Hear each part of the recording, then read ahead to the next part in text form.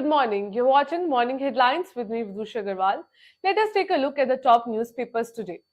To begin with, lunch hour blast at Bengaluru restaurant leaves 9 injured. A suspected impoverished explosive device IED went off at a popular restaurant in Bengaluru's Whitefield area Friday afternoon, injuring 9 persons, mostly customers having lunch. A man caught on CCTV with his face partially concealed with a mask and a cap is being treated as a suspect. A court here says a man wearing a cap, glasses and a mask captured by CCTV cameras at Rameshwaram Cafe at an hour before the blast occurred at 12:56 p.m. on Friday has emerged as a key suspect. Now, Chief Minister Siddaramaiah, however, indicated the blast was caused by an IED. He said that an unknown person carried a bag to the restaurant. He bought a token and had food. Later, he left the bag which carried the bomb. The police are examining the CCTV footage. Union Minister Prahlad Joshi, along with Karnataka Governor and a BJP leader, met the victims of the Rameshwaram Cafe explosion at the Vedahi Hospital. The leaders visited the hospital to extend their support to the victims of the explosion that were injured. Around 10 people were injured. The news has been covered on the front page of the Indian Express.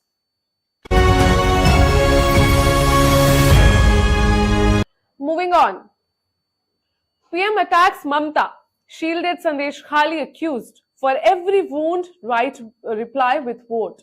Now, mounting a scathing attack on the Mamta Banerjee-led TMC government in West Bengal, Prime Minister Narendra Modi said that the people across the country were sad and enraged over the atrocities against the women of Sandesh Khali by local TMC leaders.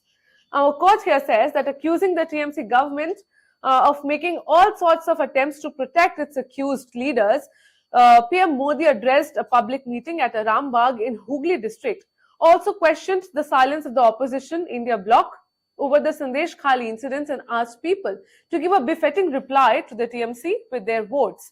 Har chot ka jawab vote se dena hai, which means for every wound, reply with a vote.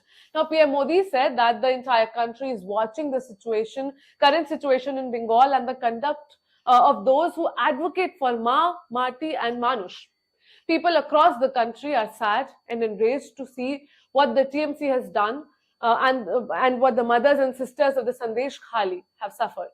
The soul of Raja Ram Mohan Roy, who worked for women empowerment, must have been pained to see such atrocities. Questioning the silence of the India bloc, including the Congress, PM Modi said that Indi Gathbandhan, the alliance leaders, have been silent and mute on the Sandesh Khali issue.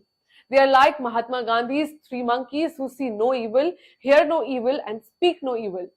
The news has been covered on the front page of the Times of India as well as the Indian Express.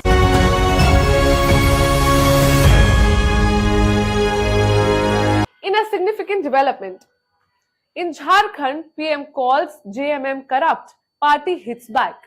Setting the tone for the upcoming general elections, Prime Minister Narendra Modi on Friday said that he hears one slogan wherever he goes, Ab ki baar 400 par.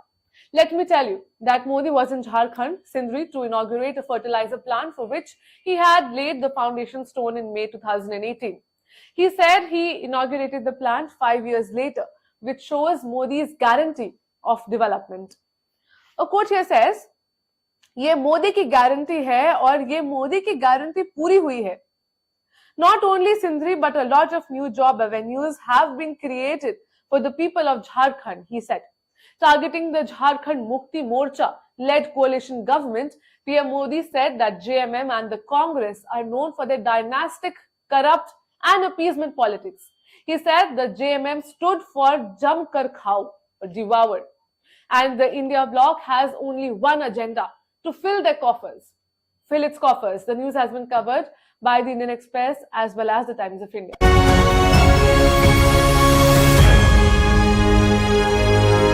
Let's now take a look at the international section of the newspaper. In first Iran polls since protests, low turnout despite government push.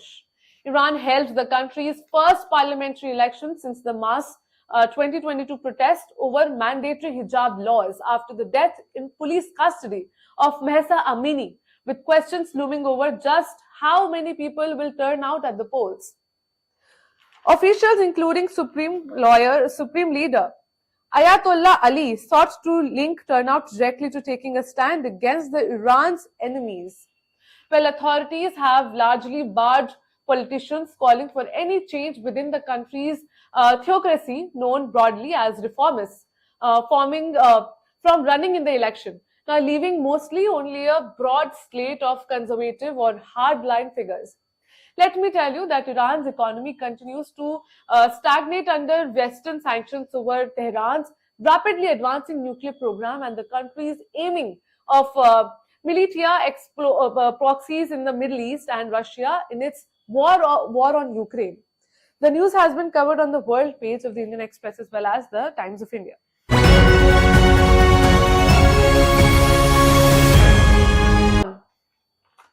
Biden-Trump try to use immigration to election advantage on the banks of the same Rio Grande, but 300 miles apart.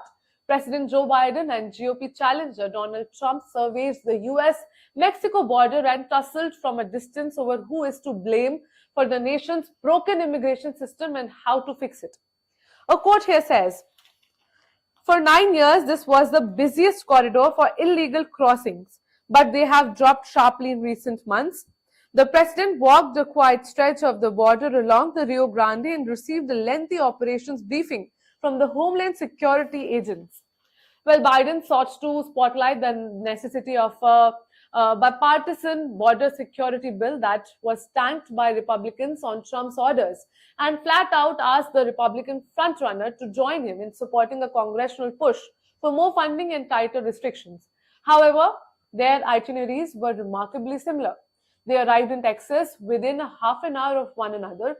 Each chose an optimal location from which to make their point, got a briefing on operations and issues, walked along the scrub bush by the Rio Grande and spoke directly to the public. Their remarks even overlapped in time for a bit. The news has been covered by the Indian Express on the world page. Let us now take a look at the economy section. Oil imports from Russia stable in February, little room seen for volume growth. Now, India's crude oil imports from Russia have stabilized at around 1.5 to 1.6 million barrels per day over the past few months, and the level could define the immediate to near-term limit on Indian refiners' capacity to purchase oil from Moscow, as per early analysis of shipping data and views from industry insiders.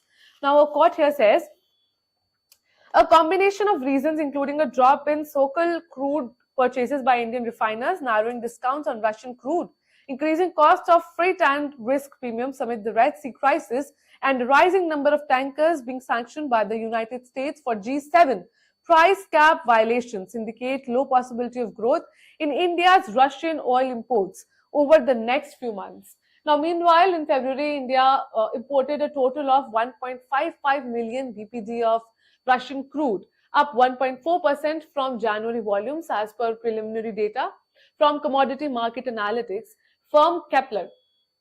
Russian oil imports, which had risen to over 2 million BPD in May to July, have averaged at around 1.6 million BPD in August to February. The news has been covered on the economy page of the Indian Express as well as the Times of India.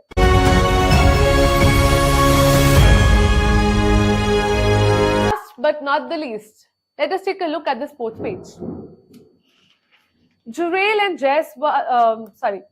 Patidar set to play in final test at Dharamshala. Now, amid the ongoing test series between India and England, everything is going well for India as the team has already clinched the series. However, one concern for India is Rajat Patidar, the bandit who is currently experiencing a poor run of form and has failed to perform in any match so far. Patidar has played 3 test matches during the series and has scores of 32, 9, 5, 0, 17 and 0. Patidar's place was under scrutiny for the 4th test match in Ranchi, which India won by 5 wickets to take an unassailable 3-1 lead. Now, despite sources indicating that he will play in the last test match in Dharamshala, it will be a tough challenge for him as there is a dire need for him to perform in this match. Let's see whether he will be able to solidify his position in the team or not. The news has been covered on the sports page of the Indian Express as well as the Times of India. That's all for today. Thank you for joining in. For more updates, subscribe to our channel and keep watching with us.